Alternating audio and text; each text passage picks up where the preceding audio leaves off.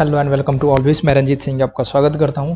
दोस्तों, बिहार में एक बड़ी वैकेंसी आ गई है बिहार कोर्ट की, जिसका पहले से ही पता था सभी को कि वैकेंसीज आने वाली है, लेकिन आज नोटिफिकेशन जारी हो गया है। जो चारों पोस्ट निकलने वाली थी, क्लर्क की, स्टेनोग्राफर की और कोर्ट रीडर की और साथ ही साथ प्यून की, ये चारों की नोटिफिकेशन आ चुकी है। सिलेबस क्या है, किस तरह से एग्जाम्स होंगे, सभी चीज़ अभी समझेंगे हम लोग डिटेल्स में, तो वीडियो में आप बने रहिए मेरे साथ। तो सबसे पहले आप ये अगर वेबसाइट खोलेंगे dcprequirement.in, तो ये आपकी खुल जाएगी ऑफिशियल वेबसाइट, जहां आपको जाकर के रजिस्ट्रेशन करना होगा। इसी वेबसाइट पर नीचे जाइएगा, जहां पर आपको क्लर्क, स्टेनोग्राफर, कोर्ट रीडर और प्यून सबकी नोटिफिकेशन और सिलेबस पूर्ण रूप से दी हुई है। तो आप इसको आप देख सकते हैं, पढ़ सकते हैं। इंग्लिश में दी हुई है, तो आप इसको जाकर के पढ़ सकते हैं। अभी हम लोग समझते हैं कि किस तरह से फॉर्म को फिलअप करना है और क्या करना है। तो देखिए, सामने में आपको रजिस्ट्रेशन फॉर्म मिल रहा है, तो यहाँ पर आप रजिस्ट्रेशन करिएगा, अपना जो भी डिटेल्स होगा इसको फिल करिएगा इसमें। ठीक है, फॉर एग्जाम्पल नॉर्मल सी चीज़ें हैं, जैसे name of candidate, post applied for, ठीक है, फादर्स नेम, मदर्स नेम, जो भी आपका मेल या फीमेल है, नेशनलिटी, और ये इंपॉर्टेंट आजकल चीज़ें हो गई कि आप मैरिड हैं या अनमैरिड हैं। आपके ईमेल आईडी और फ़ोन नंबर वही रखिएगा जिस पर आपको मैसेजेस आते रहें, ठीक है, जो आपको ऑन रहता हो, क्योंकि फिर आपको दिक्कत हो सकती है अगर आप गलत नंबर रखेंगे या किसी और साइबर कैफ़े वाले का नंबर रखेंगे, तो फिर आपको इन्फॉर्मेशन प्रॉपरली मिलेगी नहीं। इंपॉर्टेंट चीज़, आप क्या परमानेंट रेसिडेंट हैं या नहीं बिहार के, क्योंकि इसी पर डिपेंड करेगी कि आपको रिजर्वेशन मिलेगी या नहीं मिलेगी।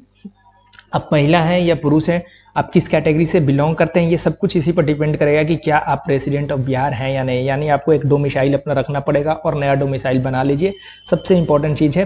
ठीक है, तो अगर आप बिहार के नागरिक हैं तो आपको सारी रिजर्वेशन जो गवर्नमेंट ऑफ बिहार देती है, ठीक है, या तो आप वुमेन हैं तो 35% रिजर्वेशन, आप SC ST और OBC हैं तो जिस तरह से वो रिजर्वेशन हैं 27%, 28% लाइक दैट, वो सारी मिलेंगी।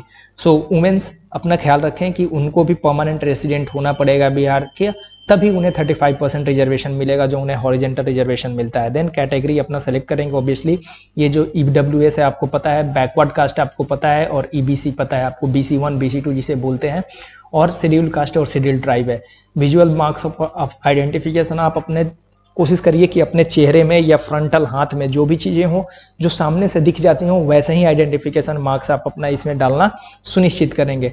आप अगर डिजेबल हैं तो आप कितने डिजेबल हैं, 40% से ज़्यादा डिजेबल हैं तो आप उसको डालिए, आपको PWD का आपको मिल जाएगा जो भी बेनिफिट्स होगा। एक सर्विसमैन या फ्रीडम फाइटर, क्योंकि फ्रीडम फाइटर के लिए भी कुछ बेनिफिट्स होते हैं बिहार में या हर जगह होते हैं, तो आप अपना अप्लाई कर सकते हैं। अगर आपके फादर या मदर या जो भी आपके हैं जिन पर आप डिपेंडेंट थे, अगर वो फ्रीडम फाइटर रहे हुए हैं और एक सर्विसमैन रहे हैं, तो जो भी what ever the benefits that government could give, वो आपको देगी। That might not be in the form of direct recruitment, पर उसके बेनिफिट्स मिल जाएंगे आपको जहाँ भी जॉब लगने के बाद या जो भी। और ऑब्वियसली आपको यहाँ पर कैरेक्टर सर्टिफिकेट, क्रिमिनल रिकॉर्ड मांग रहा है तो कभी ना कभी आपसे कैरेक्टर सर्टिफिकेट मांगी जाएगी, तो ये सारे डॉक्यूमेंट्स आप अपना प्रॉपरली भर लीजिएगा। यहाँ से आपको करने के बाद आपके पर्सनल डिटेल्स यहाँ पर दिखेंगे। देन आपको अपने एजुकेशनल क्वालिफिकेशन से यहाँ पर फिल करने होंगे, ठीक है, लेकिन ये सारा कुछ खुलेगा तभी जब आप अपनी पहली बार रजिस्ट्रेशन कर लेंगे तब। और यूनिक रजिस्ट्रेशन आईडी और पासवर्ड आपके मोबाइल फ़ोन और ईमेल पर दोनों मिल जाएंगे, जिसको आप सेव करके अच्छे से रख लीजिएगा। फोटो साइन के बारे में जो भी होगा इंपॉर्टेंट डिटेल्स मैं आपको बताऊंगा अभी फॉर्म रजिस्ट्रेशन करने के बाद नेक्स्ट वीडियो में, कि क्या साइज है, कैसे है, और वो सारा चीज़ इंपॉर्टेंट मैं आपको बता दूंगा। उससे पहले हम लोग देख लेते हैं कि हमारा जो वैकेंसीज निकला है उसमें सिलेबस क्या है और किस तरह से है। तो सबसे पहली जो वैकेंसी है जो इंपॉर्टेंट है वो क्लर्क की है। एक चीज़ मैं आपको बता दूं, सबसे पहले देखिए, अगर आप ग्रेजुएट नहीं है तो आप अपने वीडियो को अभी छोड़कर यहाँ से जा सकते हैं, बिकॉज जो इंपॉर्टेंट वैकेंसीज हैं अपार्ट फ्रॉम प्यून, जो अच्छी खासी लेवल 4 वाली वैकेंसीज हैं, वो तो भाई ग्रेजुएट लेवल की हैं। ठीक है, तो आप अपनी वीडियो छोड़ कर जा सकते हैं, क्योंकि देखिए जो क्लर्क की पोस्ट है वो भी ग्रेजुएट लेवल की है। देन जो सेकंड जो स्टेनोग्राफर की है वो भी आपकी ग्रेजुएट लेवल की है, और कोर्ट रीडर जो है वो भी आपकी जो है वो ग्रेजुएट लेवल की है। तो मेक श्योर कि आप ग्रेजुएट हैं, आपकी एग्ज़ाम हो चुके हैं, रिजल्ट्स आ चुके हैं फाइनल ईयर के, तभी आप एलिजिबल होंगे इन तीनों वैकेंसीज़ के लिए। और ये तीनों वैकेंसीज मिलाकर के 7,000 के ऊपर वैकेंसीज हैं। ठीक है, उसमें फिर उसके बाद प्यून की भी वैकेंसीज है, जो आई डोंट थिंक जो कि ग्रेजुएट लोग अप्लाई करेंगे, मोस्टली वो क्लास 10th वाले लोग ही होंगे जो अप्लाई करेंगे, तो उनके लिए चूंकि ये सारी वैकेंसीज हैं। तो सबसे पहले जो इंपॉर्टेंट वैकेंसीज है, देखिए 3322 वैकेंसीज निकली है फॉर द क्लर्क, और क्लर्क की अच्छी खासी जॉब होती है, 2800 ग्रेड पे की जॉब होती है, 2800 रुपये आपको ग्रेड पे होती है, और अच्छी खासी सैलरी जो 25,500 से 81,100 तक मिलेंगे, विद अदर बेनिफिट्स, अलावेंसेस, जो भी मेडिकल बेनिफिट्स होंगी, जो भी HRA होगा, बेसिक पे के साथ DA वगैरह सारा कुछ आपको मिला करके मिलेगा। और उसके बाद अब देख लीजिए कि रजिस्ट्रेशन डेट जो है 20/10 पूरे 1 महीना तक रजिस्ट्रेशन ऑन रखा गया है। The important thing here is कि आपको ग्रेजुएट होना पड़ेगा, बैचलर डिग्री, यानी आप यहाँ पर बीएससी हो, बीकॉम हो, बीटेक हो, what ever it could be, but वो बैचलर डिग्री के इक्विवेलेंट होने चाहिए। यानी आप क्लास 12 पास हैं तो आप नहीं भर सकते हैं। ऑब्वियसली ये यूडीसी लेवल की पोस्ट होगी, अपर डिवीजन क्लर्क की पोस्ट होगी, तो यहाँ पर आपको ये होना पड़ेगा। साथ ही साथ आपको कंप्यूटर नॉलेज होना इसेंशियल होगा। There is no certificate required, ऐसी कोई सर्टिफिकेट तो रिक्वायर्ड नहीं है नॉलेज ऑफ कंप्यूटर की, बट वो एग्जाम्स में आपसे पूछ लेंगे एंड वो उससे पता चल जाएगा कि आपको कितनी कंप्यूटर की नॉलेज है। Medically fit, obviously good moral character, आपको फाइनली अल्टीमेटली कैरेक्टर सर्टिफिकेट आपको सबमिट करने पड़ेंगे बिफोर ज्वाइनिंग द जॉब, तो वो आपको देख सकते हैं। Next the important thing is कि आपको सबसे पहले क्या करना होगा कि जब फॉर्म आप सबमिट करिएगा तो there is a declaration form आपको लिख के हाथ से और उसको सबमिट करना होगा, ठीक है।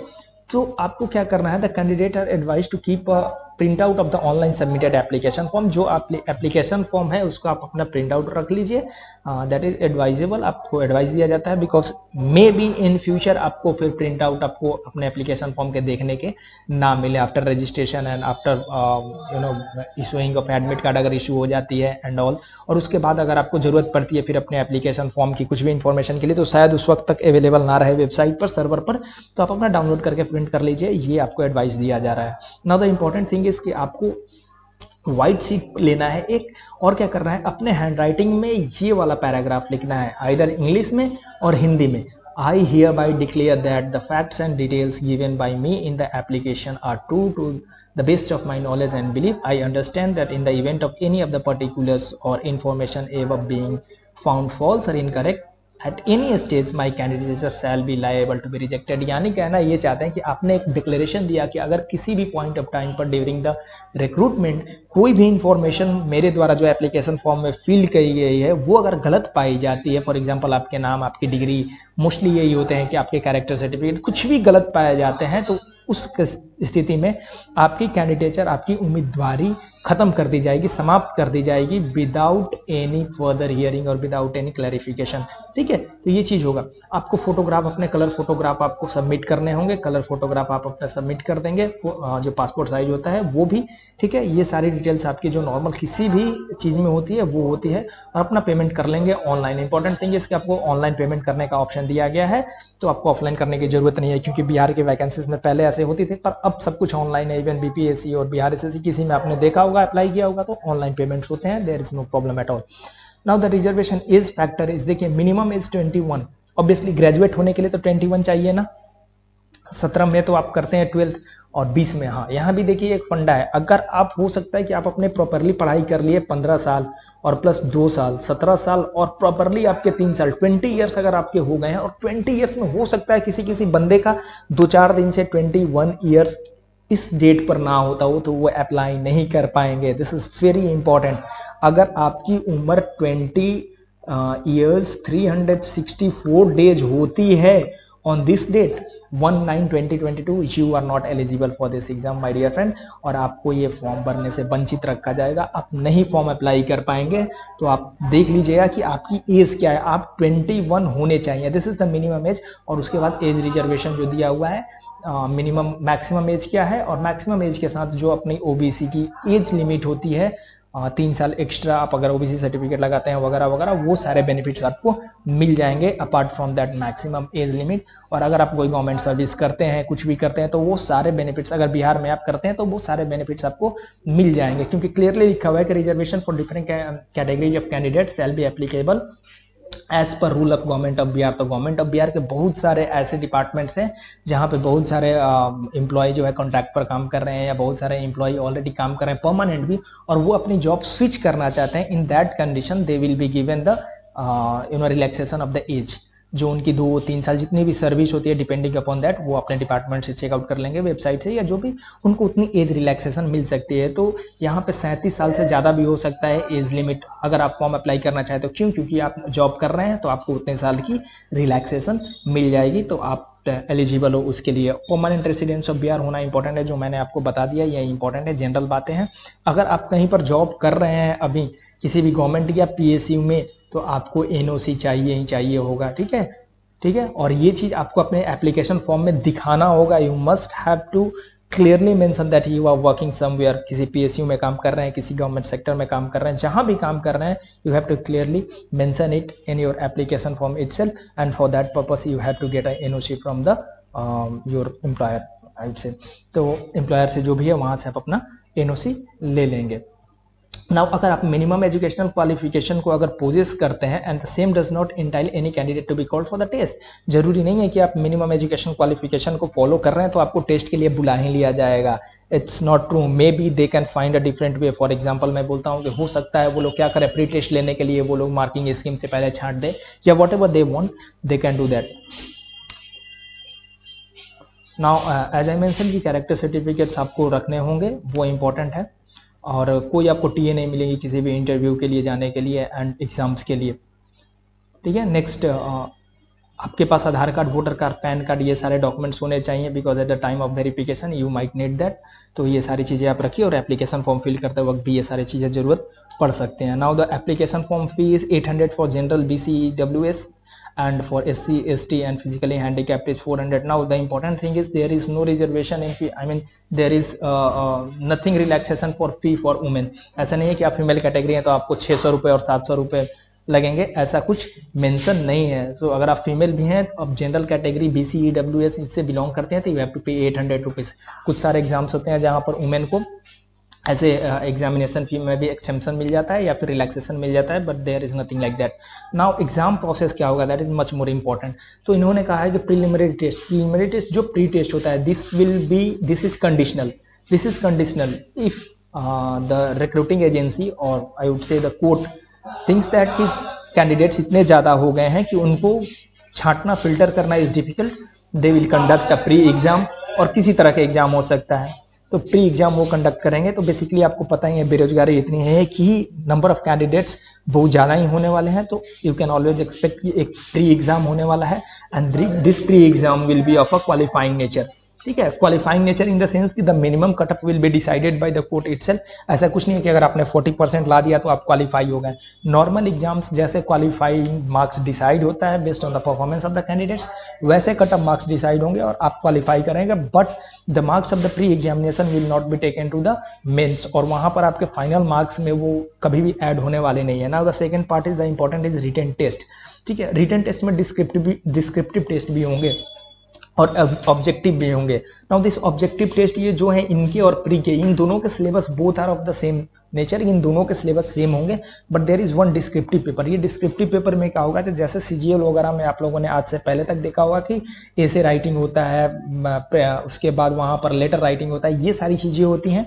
तो उस तरह के एग्जाम्स यहाँ पर होने वाले हैं डिस्क्रिप्टिव में, और इंटरव्यू भी होने वाला है। This will be the PI personal interview, और जहाँ पर आपको कुछ मार्क्स दिए जाएंगे। This interview doesn't mean just document verification like it happens in Bihar in most of the examinations, but ऐसा नहीं है यहाँ पर। This is the proper interview जहाँ पर आपके इंटरव्यू होंगे face to face, there will be interview board, और वो आपको इंटरव्यू करेंगे, आपसे पूछेंगे now what is the syllabus for the written test. Syllabus क्या है उनके लिए, तो इंग्लिश ग्रामर एंड लैंग्वेज, और हिंदी के लिए हिंदी लैंग्वेज एंड ग्रामर, यानी आपको इंग्लिश हिंदी दोनों पढ़ने पड़ेंगे। लेटर राइटिंग, एसे, प्रेसाइज, कंप्रेंशन, वोकेबलरी, ये सारी चीज़ें आपको डिस्क्रिप्टिव पेपर में लिखने होंगे। और ऑब्जेक्टिव टाइप जो क्वेश्चन है उनके लिए ऑब्वियसली जो नॉर्मल चीज़ें होती हैं, general knowledge and current affairs, जो यहाँ पर देखिए आपको history, civics, geography, everyday science, constitution of India and legal terminologies. And मैं आपको ये अश्योर करता हूँ कि ये जो टॉपिक्स लिखे हुए हैं ना, इनसे बाहर कोई क्वेश्चंस नहीं जाने वाले हैं, बिकॉज ये सारे प्रॉपरली मेंशन करके रखते हैं सिलेबस को। नाउ मैथ्स में क्या होगा, 10th लेवल तक की मैथ्स है, board marks, simple calculations, time distance and all, तो ये मैथमेटिक्स हो जाएंगे 10 मार्क्स की। इन्होंने मार्क्स भी अलॉट कर रखा है कि कौन सा कैटेगरी, कौन सा सेक्शन में कितने मार्क्स आपको दिए जाएंगे। तो 15 नंबर के GK GS होंगे, आपके 10 मार्क्स के मैथमेटिक्स होंगे, नाउ आपके 10 मार्क्स के रीजनिंग होंगे, और 15 मार्क्स के आपके कंप्यूटर के पेपर होंगे उसी में। तो ये आपके हो जाते हैं 15 नंबर, और 10, 25, 35, 45, 50 नंबर के यहाँ पर ये हो गए। And now there is 40 marks of descriptive paper, 40 number के डिस्क्रिप्टिव, यानी 90 मार्क्स के आपके मेंस पेपर होने वाले हैं, और 10 नंबर के इंटरव्यू, और इन्हीं दोनों के मार्क्स जोड़ करके आपके फाइनल मार्क्स बनने वाले हैं, right. The minimum qualifying mark will be 40% in the written examination, और कट ऑफ मार्क्स जो है वो डिसाइड की जाएगी नेक्स्ट में जाने के लिए। कैसे भाई, तो वो डिपेंड करेंगी परफॉर्मेंस, कट ऑफ डिसाइड होगा। ये तो मिनिमम, अगर आपने 40% नहीं लाया तो ऐसे ही डिस्कार्ड है, पर डजेंट मैटर, आपने 60% मार्क्स ला दिया तो आप प्री क्वालिफाई कर जाएंगे। नो, कोई जरूरी नहीं है, हो सकता है 62% कट ऑफ आ जाए तो आप डिस्क्वालीफाई हो जाएंगे, ठीक है। In that case you have to prepare for the worst time, और इसलिए आपको अच्छे से प्रिपेयर करना होगा और मैक्सिमम मार्क्स लेके आने होंगे प्री में भी, क्योंकि कट ऑफ बहुत हाई जा सकते हैं। नाउ द थिंग इज कि ये सारे चीज़ें और ये जो सिलेबस हैं ये बाकी सारे एग्जाम्स की तरह ही सिलेबस हैं, एंड आई वुड से कि उनसे कहीं कम ही सिलेबस है, ठीक है। तो अच्छे खासे परफॉर्मेंस होंगे लोगों के, और अभी तो CGL के भी जो निकल के आ गए हैं उनका भी सिलेबस ये है। Now one important thing that I would like to discuss कि बहुत सारे एग्जाम्स में ये नहीं होता है, बट ये एक स्पेसिफिक चीज़ आई है कि there will be a waiting list of 20%। जितनी वैकेंसीज है, फॉर एग्जाम्पल 3365 हैं, तो इसमें लगभग 672 लड़के एक्स्ट्रा लिए जाएंगे, क्योंकि 672 लड़के वेटिंग में रहेंगे। हो सकता है कुछ लोग ज्वाइन ना करें, छोड़ दे, मेडिकली अनफिट पाए गए, कैरेक्टर उनका खराब हो, मतलब कुछ भी ऐसा हो सकता है, तो 672 लोग एक्स्ट्रा रहेंगे, 20% वेटिंग लिस्ट है। तो my dear friend, don't lose your hope. यानी 3365 के अलावा भी यहाँ पर लगभग 4000 आपको 4000 के अंदर आपकी रैंक रहती है अच्छी खासी, ठीक है। तो आपके सिलेक्शन के अच्छे खासे चांसेस हैं इस क्लर्क वाले पोस्ट पे। नाउ जो दूसरी पोस्ट है स्टेनोग्राफर की, उसकी भी लगभग इसी तरह की जो ये हैं सिलेबस है और सारा कुछ है, प्रोसेस है। But one thing that I would like to say यहाँ पर कि आपको प्रोफिशिएंसी इन कंप्यूटर टाइपिंग होनी चाहिए। जो ये वाला है इसमें देखिए कंप्यूटर टाइपिंग की भी टेस्ट आपको यहाँ पर देखिए, कंप्यूटर प्रोफिशिएंसी टेस्ट, यानी आपको यहाँ पर टाइपिंग आनी चाहिए, ठीक है। तो टाइपिंग आनी चाहिए, इसके लिए आपको क्या करना होगा, टाइपिंग के लिए जस्ट यहाँ पर देखिए सिलेबस जो है वो सारा कुछ सेम ही है। यहाँ पर कंप्यूटर प्रोफिशिएंसी टेस्ट होने वाली है 10 नंबर की, ठीक है। तो जो क्लर्क वाला पोस्ट है वहाँ पर टाइपिंग टेस्ट नहीं है, सिर्फ वहाँ पर क्या है, आपको कंप्यूटर नॉलेज की टेस्ट है। पर यहाँ पर देखिए स्किल टेस्ट होने वाले हैं, यहाँ पर आपके कंप्यूटर टाइपिंग टेस्ट है और शॉर्ट हैंड की टेस्ट है, और शॉर्ट हैंड की आपकी सर्टिफिकेट भी रिक्वायर्ड है। इसमें आपको सर्टिफिकेट लेना पड़ेगा शॉर्ट हैंड का आपको। और एक्यूरेसी देखिए 95% accuracy in English short hand, 90% in English typing, 95% in Hindi short hand typing, और 90% एक्यूरेसी इन हिंदी टाइपिंग। और मैं आपको बता दूं कि आपको यहाँ पर स्टेनो का, ठीक है, स्टेनो का जो शॉर्ट हैंड का प्रैक्टिस होता है, शॉर्ट हैंड के लिए आपको लेनी पड़ेगी certificate, and that the same has to be produce to the interview board, और जो भी आपको अपलोड करने पड़ सकते हैं वहां पर या देने पड़ सकते हैं बिफोर ज्वाइनिंग। तो आपको रखने पड़ेंगे आपको सर्टिफिकेट स्टेनोग्राफर के लिए, राइट। ये इंपॉर्टेंट चीज है। बाकी जो सिलेबस है वो सारा कुछ सेम है, फॉर्म फिलअप का प्रोसेस सेम है, सब कुछ सेम है, पर जो दो इंपॉर्टेंट है वो वही है कि आपको स्टेनोग्राफर के शॉर्ट हैंड के लिए आपको सर्टिफिकेट चाहिए और कंप्यूटर टाइपिंग भी आपको आनी चाहिए। नाउ ये जो है code reader, the third post is code reader, जो 1832 पोस्ट के लिए 1132 पोस्ट है, ये भी लेवल 4 की पोस्ट है, तीनों लेवल 4 की पोस्ट हैं, और ये तीनों ग्रेजुएशन लेवल पर है, तीनों ग्रेजुएशन। इसमें भी आपको देखिए सिर्फ knowledge of computer typing is essential, यहाँ पर कंप्यूटर टाइपिंग की इसेंशियल होने चाहिए, और सर्टिफिकेट ऑफ इंग्लिश और हिंदी टाइपिंग आपको लिए होने चाहिए किसी से भी सेंट्रल या स्टेट गवर्नमेंट रिकॉग्नाइज इंस्टीट्यूट से। तो आप जल्दी से जाइए कंप्यूटर टाइपिंग में कहीं पर एडमिशन लीजिए और एक फटाफट ले लीजिए आप सर्टिफिकेट, जो कि आपको दरकार होगी इस एग्जाम में बैठने के लिए, ठीक है। बाकी सारा प्रोसेस जो है वो बिल्कुल सेम है। तो कोड रीडर और स्टेनोग्राफर में आपको सर्टिफिकेट्स जुटाने होंगे टाइपिंग के और शॉर्ट हैंड के। बाकी क्लर्क वाले पोस्ट में उसकी भी जरूरत नहीं होने वाली है, और जो प्यून का है उसमें तो बिल्कुल भी जरूरत नहीं पड़ेगी इन सभी चीज़ों की। देखिए यहाँ पर भी 90% एक्यूरेसी हिंदी और इंग्लिश में चाहिए आपको, ठीक है। I hope I am very clear to all of you कि क्या रिक्वायरमेंट्स हैं और किस चीज़ में कौन सी ज़रूरत है। नाउ ये जो चौथी वैकेंसी है वो है प्यून की, या फिर प्यून की बोलें या फिर काइंड ऑफ ऑफिस बॉय आप बोल सकते हैं। 1673 सीट्स हैं, ठीक है। इसमें आपको बस 10th पास होना पड़ेगा, गुड मोरल कैरेक्टर होना पड़ेगा, और जो बेसिक सी सिलेबस है वही आपको फॉलो करनी पड़ेगी, नॉर्मल सी सिलेबस है। इसमें 18 साल मिनिमम एज है, ये आप देख सकते हैं 18 साल में लोग 12th पास कर जाते हैं, कोई दिक्कत नहीं है। तो इसमें नॉर्मल सी सिलेबस है, वो इंग्लिश हिंदी मैथमेटिक्स बोल के रखा है, तो क्लास 10th वाली चीज़ें ही होंगी। यहाँ पर ऐसी कुछ है नहीं। आपको इंटरव्यू में देखा जाएगा जनरल अपीयरेंस आप देखने में कैसे हैं, इन the sense how do you talk, how do you behave, किस तरह से आपका बिहेवियर है, लोगों से किस तरह से आप बात करते हैं, काइंड ऑफ वो सारी चीज़ें चेक होंगी। आपकी क्वालिफिकेशन सही है नहीं है, क्लास 10th आपने पास किया है, अगर कोई एक्सपीरियंस है क्लास 10th के बाद तो उस पर भी 2.5 मार्क्स आपको दे दिए जाएंगे इंटरव्यू में इटसेल्फ। और आपके नॉलेज ऑफ जॉब, आपके जॉब के बारे में कितनी जानकारी है उसको डाई नंबर, यानी आपने अगर कहीं काम कर रहे हैं तो बेस्ड ऑन दैट आपको 5 मार्क्स मिल जाएंगे इन द इंटरव्यू इटसेल्फ। अगर आप अपने आप को बढ़िया से एक्सप्लेन कर पाते हो कि what you are doing right now. अगर हो सकता है कोई ग्रुप डी में कहीं काम कर रहे हो, रेलवे में या फिर किसी भी ऑर्गेनाइजेशन में, अगर वो इस पोस्ट पर जाते हैं उनके इंटरव्यू में उनको 5 नंबर मिल जाएंगे if they are able to explain their work properly. उसके बाद आपको 5 नंबर, तो ऐसे लोग जो जॉब कर रहे हैं ग्रुप डी में कहीं, उनके लिए तो ये सबसे बेहतर चीज़ है। 10 नंबर आपको यहाँ पर मिल जाएंगे और बाकी आई डोंट थिंक सो कि आप इसमें पीछे होंगे, क्योंकि आप ऑलरेडी एग्जाम निकाल के ग्रुप डी वगैरह एमटीएस वगैरह में जा रहे हैं। और अगर बिहार में वापस आना है तो this is one of the best opportunity for all of you guys. तो ये रही लगभग 7600 वैकेंसीज की टोटल नोटिफिकेशन ऑर्डर, और सारा कुछ आप देख सकते हैं इसमें चैनल पर। और आगे भी मैं इस पर वीडियोज लेकर के आऊँगा जो भी अपडेट्स होंगे और किस तरह से रजिस्ट्रेशन करना है वगैरह वगैरह। Till then tata bye bye, thank you so much, take care.